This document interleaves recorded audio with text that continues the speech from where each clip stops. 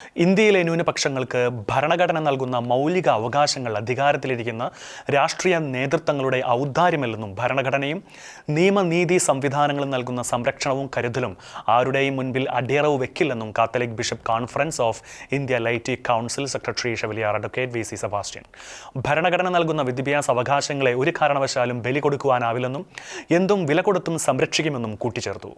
Aided unaided വ്യത്യാസമില്ലാതെ ഇന്ത്യയിലെ മതന്യൂനപക്ഷങ്ങൾക്ക് വിദ്യാഭ്യാസ സ്ഥാപനങ്ങൾ നടത്താനും അതിന്റെ ഭാഗമായി അധ്യാപകരെ തിരഞ്ഞെടുക്കാനും നിയമിക്കാനും അവകാശമുണ്ട്. ഈ അവകാശത്തിന്മേലുള്ള കൈകടത്തലും കടന്നുകയറ്റവുമാണ് ഭിന്നശേഷി നിയമനത്തിന്റെ മറവിൽ അണിയറയിലൊരുങ്ങുന്നത്.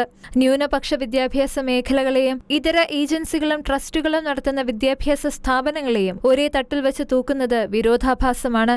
ന്യൂനപക്ഷ വിദ്യാഭ്യാസ സ്ഥാപനങ്ങൾക്ക് ഭരണഘടന നൽകിയിരിക്കുന്ന സ്വാതന്ത്ര്യവും അവകാശങ്ങളും കൃത്യതയോടെ മനസ്സിലാക്കി പ്രതികരിക്കുവാനും അവസരോചിത ഇടപെടൽ നടത്തുവാനും സ്ഥാപനങ്ങൾ നടത്തുന്നവർക്കാകണമെന്നും CBCI laity council secretary chevalier advocate V C. Sebastian ആവശ്യപ്പെട്ടു. കേരളത്തിലെ ക്രൈസ്തവ മാനേജ്മെന്റുകൾ സർക്കാരിനോട് സഹകരിച്ചുകൊണ്ടാണ് വിദ്യാഭ്യാസ സ്ഥാപനങ്ങൾ ആരംഭിച്ചതും പ്രവർത്തിക്കുന്നതും. ഈ സഹകരണത്തിന്റെ മറവിൽ ഭരണഘടന ഉറപ്പു നൽകുന്ന പ്രവർത്തന സ്വാതന്ത്ര്യത്തിന്മേൽ കടന്നുകയറ്റം നടത്തിയാൽ ശക്തമായി നേരിടും. ആക്ഷേപിച്ചും ഭീഷണിപ്പെടുത്തിയും തെറ്റിദ്ധാരണകൾ പരത്തിയുമുള്ള വിരട്ടലുകൾ വിലപ്പോവില്ല. രാഷ്ട്രീയ അജണ്ടകൾ നടപ്പിലാക്കാൻ വിദ്യാഭ്യാസ മേഖലയെ ഉപകരണമാക്കി പുതുതലമുറയുടെ ഭാവി പന്താടുന്നത് ഉത്തരവാദിത്തപ്പെട്ടവർക്കാർക്കും ഭൂഷണമല്ല.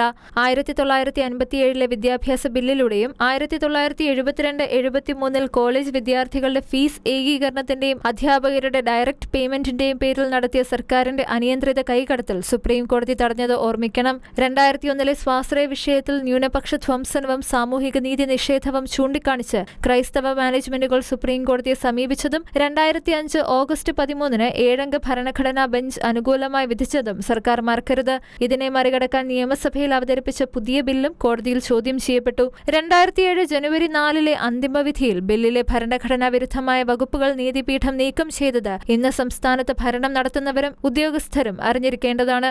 ഭരണഘടന നൽകുന്ന വിദ്യാഭ്യാസ അവകാശങ്ങളെ ഒരു കാരണവശാലും ബലി കൊടുക്കാനാവില്ലെന്നും എന്ത് വില കൊടുത്തും സംരക്ഷിക്കുമെന്നും അവകാശങ്ങളിന്മേൽ കൈകടത്തൽ നടത്തിയാൽ നിയമപരമായ മാർഗങ്ങളിലൂടെ ശക്തമായി പ്രതികരിക്കുമെന്നും വി.സി. സെബാസ്റ്റ്യൻ സൂചിപ്പിച്ചു. ഷെക്കേന ന്യൂസ്, കൊച്ചി.